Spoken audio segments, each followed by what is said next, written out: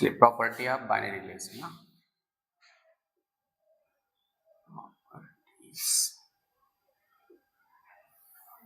Of binary relation. इसमें हम लोगों ने अभी तक क्या पढ़ रखा है? नंबर फर्स्ट क्या था? आइडेंटिटी रिलेशन ना, तत्समक संबंध, आइडेंटिटी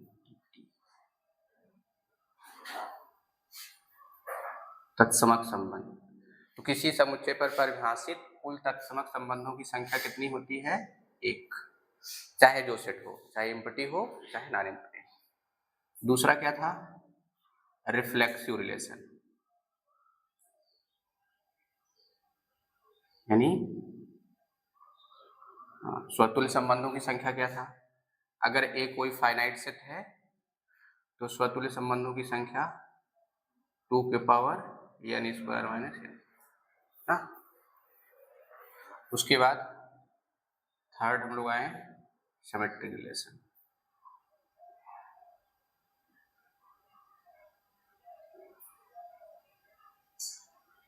तो सिमेट्रिक रिलेशन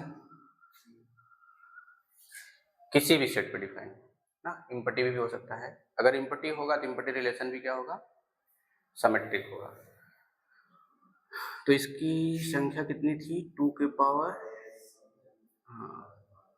2, या इसी को हम लोग कैसे लिखे थे? 2 के पावर सिग्मा ना, यहाँ तक हुआ था।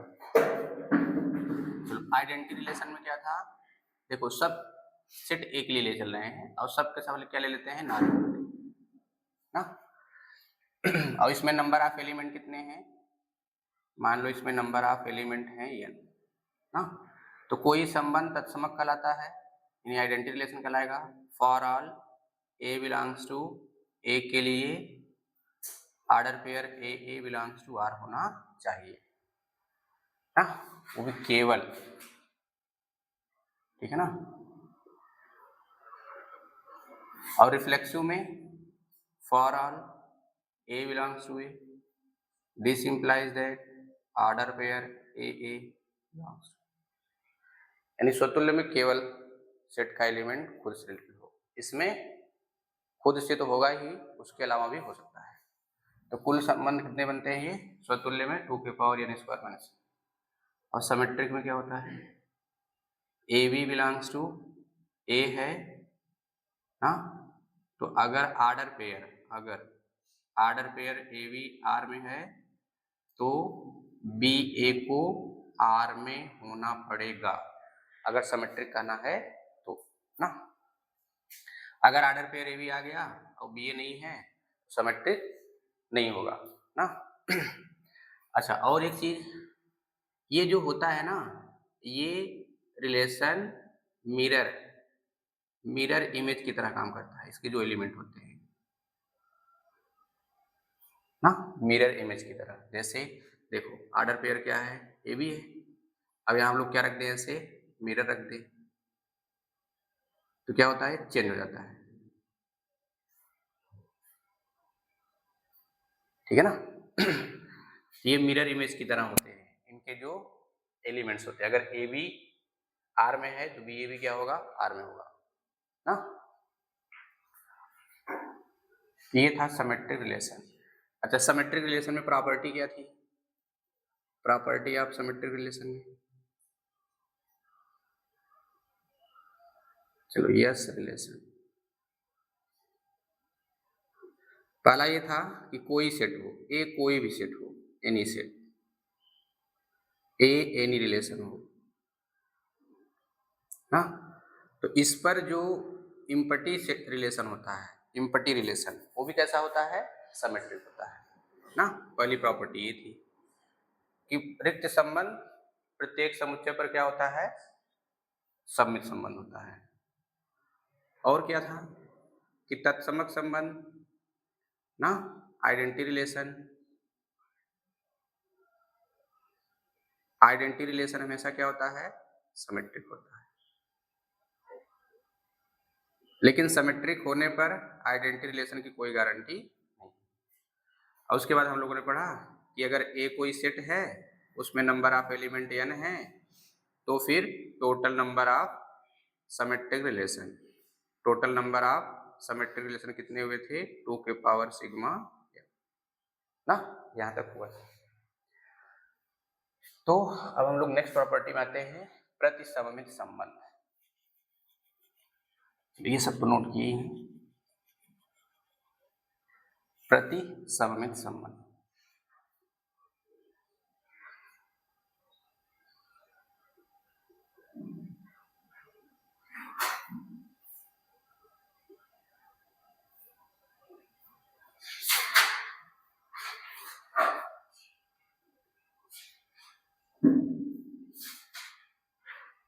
Anti symmetric relation.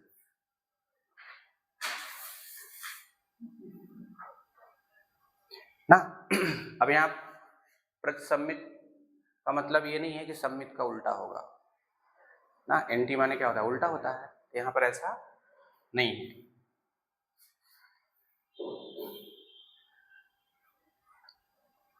जी, अब इसका परिभाषा क्या होगी देखिए, किसी समुच्चय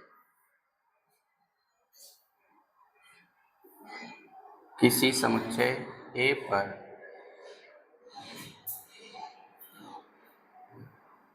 परिभाषित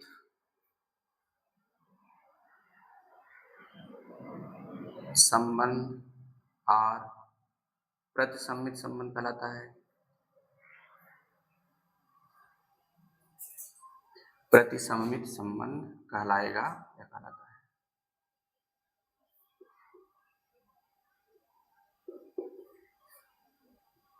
यदि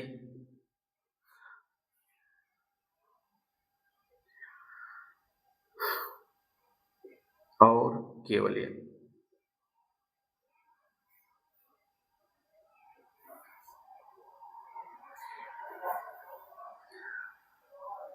अगर order pair A B R में है ना, अगर order pair A B R में है और आर्डर पेयर बी ए भी आर में है ना, order pair A B R में हो और आर्डर पेयर बी ए भी आर में हो ना, तो अगर ऐसा हो रहा है तो फिर ऐसा हो जाना चाहिए, अगर प्रतिसम्मित बनाना है तब। ठीक है ना, जहां ए बी बिलोंग्स टू ए, समझ गए? तो किसी समुच्चय पर परिभाषित संबंध R प्रतिसम्मित संबंध कहलाएगा यदि और केवल यदि आर्डर पेयर ए भी आर में बिलोंग करता है और बी ए भी आर में बिलोंग करता है, तो ए बराबर बी हो जाना चाहिए। ठीक है ना, अगर ऐसा हुआ तो दिया गया संबंध R ए पर जो परिभाषित है कैसा कहलाएगा? प्रतिसम्मित संबंध कहलाएगा ना। एग्जाम्पल,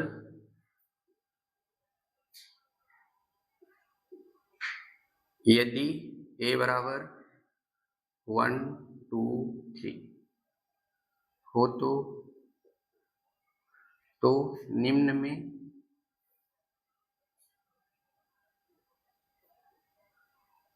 कौन कौन प्रतिसम्मित संबंध है?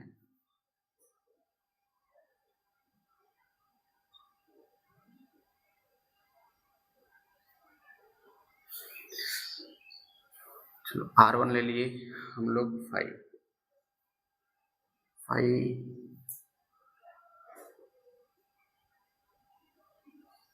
R2 ये हम लोग ले लिए 1 1, चलो छोड़ो 2 2 3 3, थर्ड ले लो,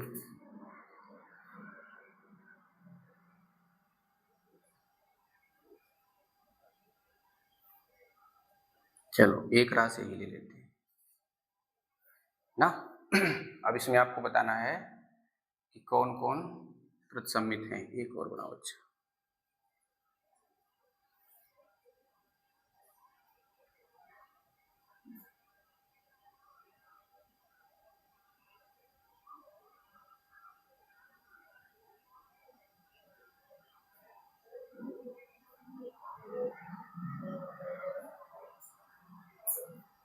ना। ये 4 हैं। अब इसमें आपको बताना है प्रतिसम्मित संबंध कौन कौन है ना, क्यों है, इसका रीजन बताना है। चलो नोट करिए। किसी समुच्चय ए पर परिभाषित संबंध R प्रतिसम्मित संबंध कहलाता है यदि, यहाँ यदि और केवल यदि नहीं रहेगा। यदि, यदि का मतलब कि अगर ऐसा हो रहा है ना, यानी हो जाए तो, यदि A B belongs to R और उसके बाद देखो इसका उल्टा भी इसमें है, तो फिर ए बराबर बी की बात करेंगे।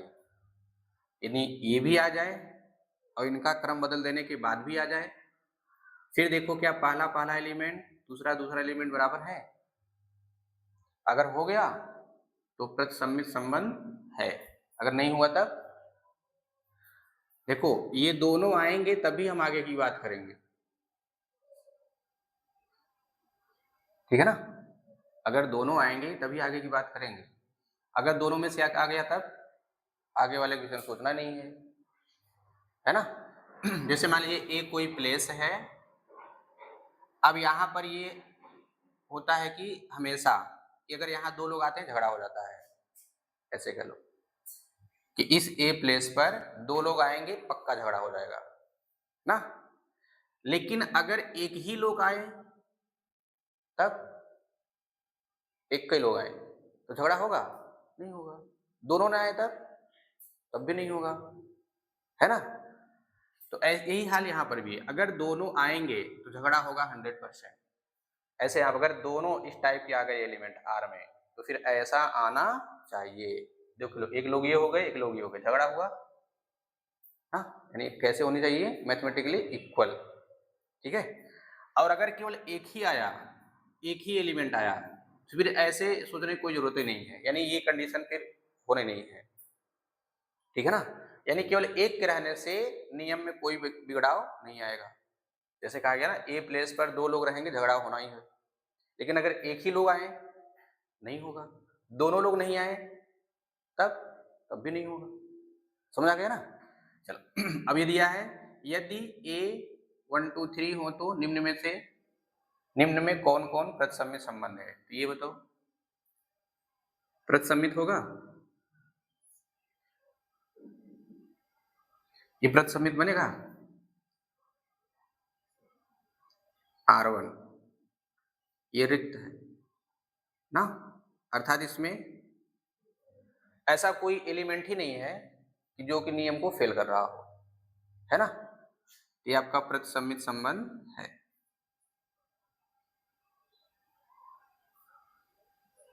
देखो मैथ्स में कभी कभी ऐसे चीज मिलेंगे ना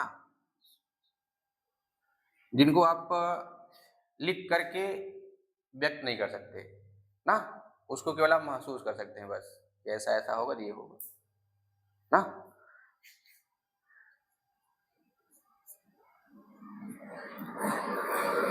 चलिए दूसरा क्या है, ये 1 1 2 2 3 3, अब बताओ ये प्रतिसम्मित संबंध है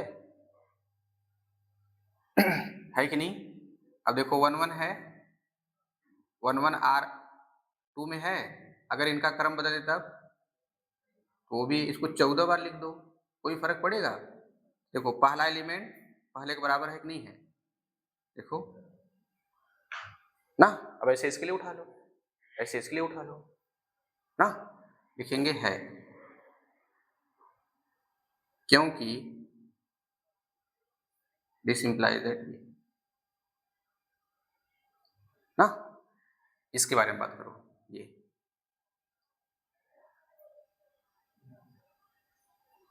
ये होगा क्यों नहीं होगा, क्यों नहीं होगा,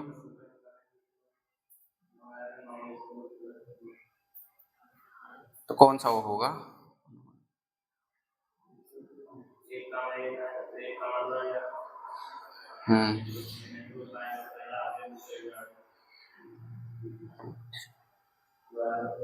चलिए कार्डिनल करेंगे यही मिलेगा।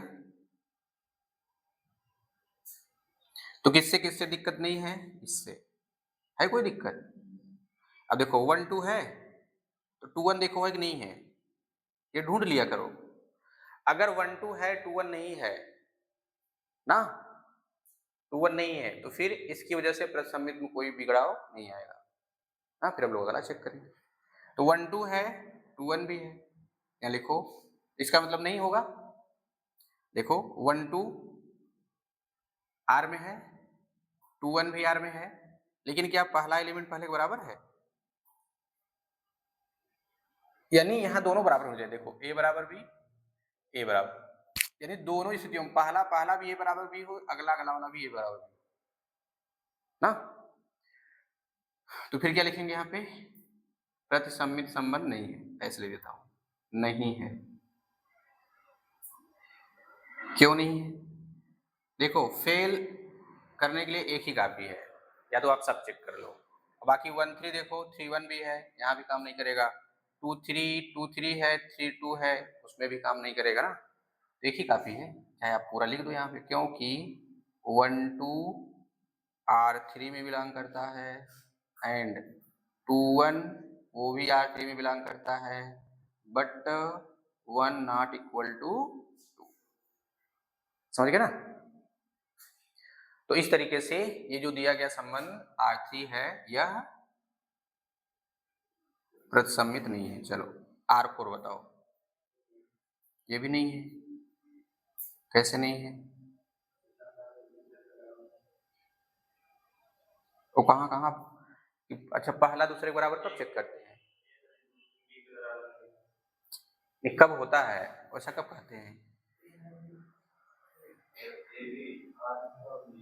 हाँ, तो अब इसमें किसके लिए कह रहे हो? 1 2 R4 में है, अब क्या चेक करोगे?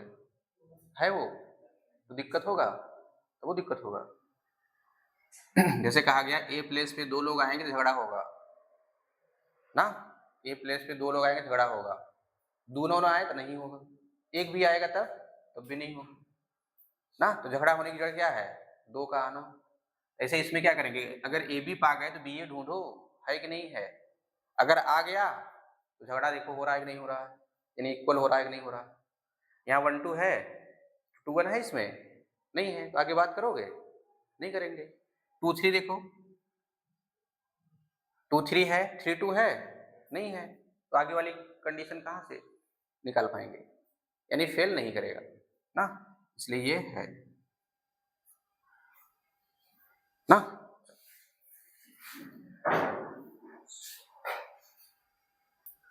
आया समझ में? इसलिए देखो इस तरह के एग्जाम्पल देखो, एकदम डिफिनीशन के लिए, जैसे डिफिनीशन ये पूरा बताया गया ना, उस डिफिनीशन पर बेस्ड ये क्वेश्चन फ्रेम किया गया ना, बनाया गया। अब इसे आप पता करो एकदम पूरा डिफिनीशन लगा करके, और रट के जाओगे ना देखो नहीं कर पाओगे ना, कितना खूब बढ़िया से रट लो। इसलिए हमेशा डिफिनीशन पे जाना, डिफिनीशन क्या कर रहा है, डिफिनीशन को अच्छे समझो, उसके बाद फिर इस पर अप्लाई करो ना। यहाँ देखो क्या लिखा है, यदि। यदि मतलब अगर, अगर मतलब शंका वाला काम, अगर आ गया तो मार देगा, है ना। यहाँ जैसे कहा गया ना, एक कोई प्लेस है, दोनों आ गए तो झगड़ा हो जाएगा। अगर कहा जाए अगर एक ही आया तब तो हुब्बा ही नहीं करेगा, दोनों नहीं आए तब भी नहीं होगा ना। अब जैसे बोर्ड एग्जाम को ले लो, बोर्ड एग्जाम में अब कहा गया कोई विद्यार्थी है वो कक्षा 10 का एग्जाम दे रहा है, वो फेल हो जाएगा। अगर वो पूरा विषय दिया तो पक्का फेल हो जाएगा ना, है कि नहीं। अगर वो पूरा विषय 6 का 6 दे दे तो फेल हो जाएगा, लेकिन अगर एक ही विषय दे तब तो नहीं फेल होगा। अरे कौन सा देगा, जिसको जो आता होगा ना वही जाए पेपर देके चला है, फेल हो जाएगा उसमें, बताओ। जैसे मान लो उसको मैथ ही केवल आता है, वो जाकर केवल वही पेपर दे, लेकिन अगर 6 दिया तब पक्का फेल होगा, है ना। लेकिन अगर केवल मैथ ही देगा, जब मैथ उसको अच्छे से पता है कि मैथ जाएगा दे देगा पास हो जाएगा ना, तो पास हो गया ना, एक विषय में पास हुआ वो तो पास माना जाएगा, ओवरऑल फेल है। लेकिन कहा गया ओवरऑल अगर एग्जाम देगा तो पूरे मतलब पूरा रिजल्ट फेल हो जाएगा, लेकिन अगर एक विषय में जाएगा रहा देने के लिए एक विषय में पास हो जाएगा, है ना। वही चीज यहाँ पर है, अगर एक लोग आएंगे तो फिर झगड़ा नहीं होगा, लेकिन दोनों आएंगे तो 100% झगड़ा होगा, है ना। तो यहाँ जो कह रहा है कि अगर ऐसा हो गया, ये देखो ये वाला एलिमेंट अगर आ गया और ये भी आ गया, तो ये a बराबर b, ये B बराबर A, मतलब A बराबर B होने चाहिए। लेकिन अगर A बिलोंग्स टू B आ गया, अब आगे B ये ढूंढने पर मिला भी नहीं, तो ये प्रतिसममित में बिगाड़ नहीं करेगा, ये प्रतिसममित होने देगा। ठीक है ना। ये देखो ये वर्ड है यदि, इन सब वर्डों पर ध्यान रखना होता है।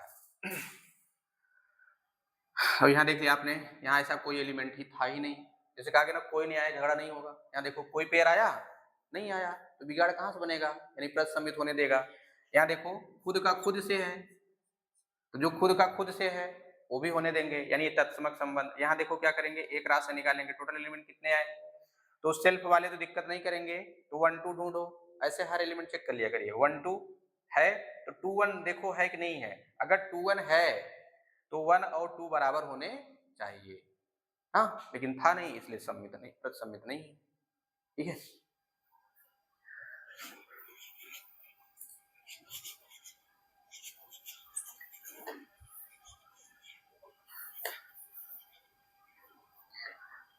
चलो इसी में नोट करके लिख लो, यदि n a बराबर n हो तो a पर परिभाषित, इसको नंबर 1 लिखना, ठीक है ना, परिभाषित प्रतिसम्मित संबंधों की संख्या।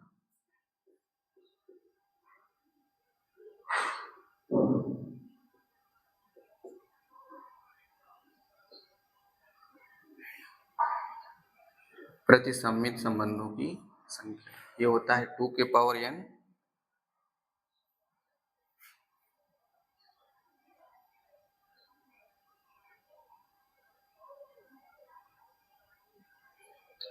इंटू 3 के power sigma n minus. Number 2, रिक्त संबंध सदैव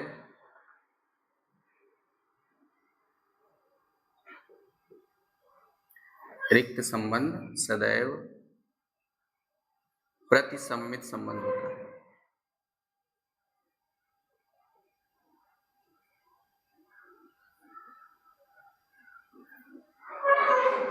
रिक्त संबंध सदैव प्रतिसम्मित संबंध होता है।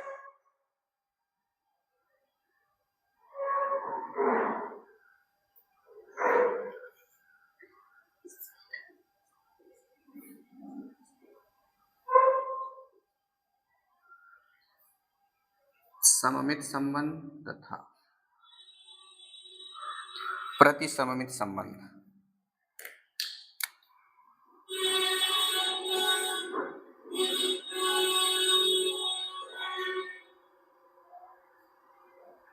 एक दूसरे के प्रतिलोम नहीं।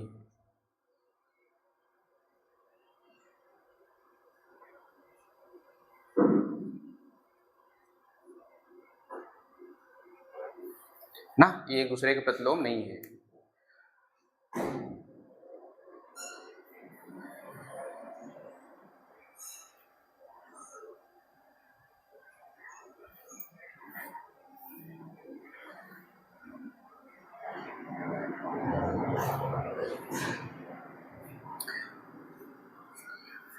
तो ये है इतनी प्रॉपर्टी, है ना।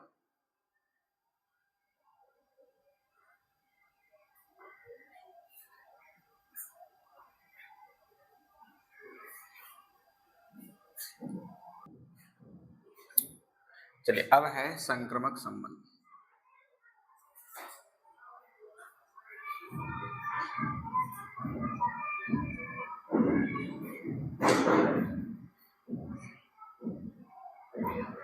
Transitive relation.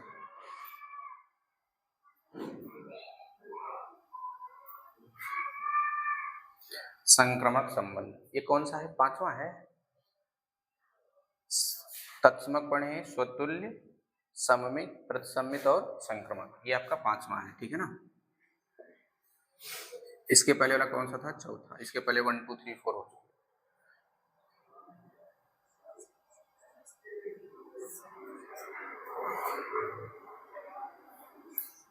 तो किसी समुच्चय ए पर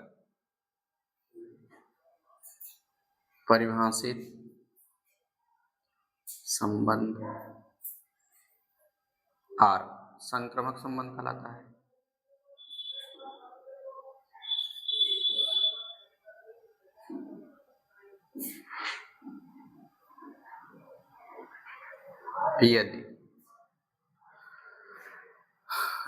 यदि A B order pair A B belongs to R and order pair B C belongs to R. देखो यदि का मतलब क्या है, हाँ अगर मगर वाला कंडीशन। तो this implies that A C order pair A C must be belongs to R where A B C belongs to R not R A ना। तो किसी समुच्चय ए पर परिभाषित संबंध संक्रमक संबंध कहलाता है यदि। अब यदि का मतलब संभावना है,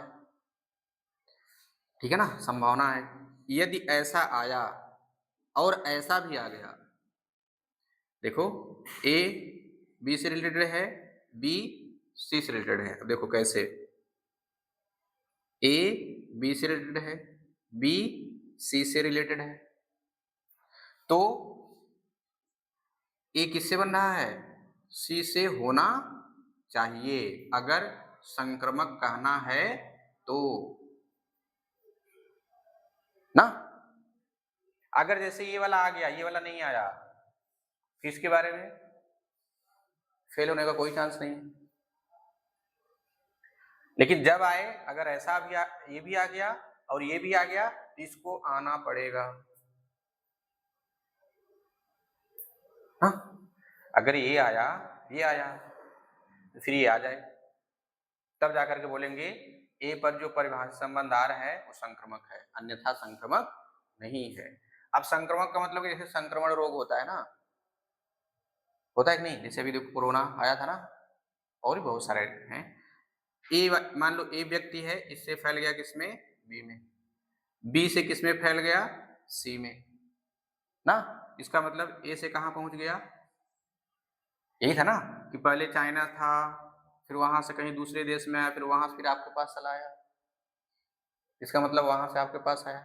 हाँ हर व्यक्ति की इम्यूनिटी सिस्टम अलग अलग है ना, क्षमता अलग अलग है, इसलिए उसमें क्या होता है, किसी को ज्यादा प्रभावित करता है, किसी को नहीं प्रभावित करता है। किसी को एक दिन 2 दिन में हल्का फुल्का दवा खाए सही हो गया ना, अब कुछ लोगों को बहुत ज्यादा इफेक्ट कर दिया या निपटा ही दिया, है ना, ये संक्रमण था। वैसे चीज यहाँ पर है, अगर ए बी से रिलेट है, बी सी से रिलेट है, तो ए सी से रिलेट होना चाहिए अगर संक्रमक कहना है तब। लेकिन अगर ए से बी में गया, बी से सी में गया ना, ए से बी में गया, बी से सी में गया, अब इसके आगे कुछ हुआ ही नहीं, तो संक्रमण नहीं फैला, बस 3-4 लोगों में निपट गया ना। समझ गए संक्रमक में। तो अगर order pair A B R में है, देख लो बी पे खत्म, बी से शुरू, तो order pair B C R में है, order pair A B R में है और order pair B C R में है, तो order pair A C R में होना चाहिए अगर संक्रमक कहना है तो, ठीक है ना। चलो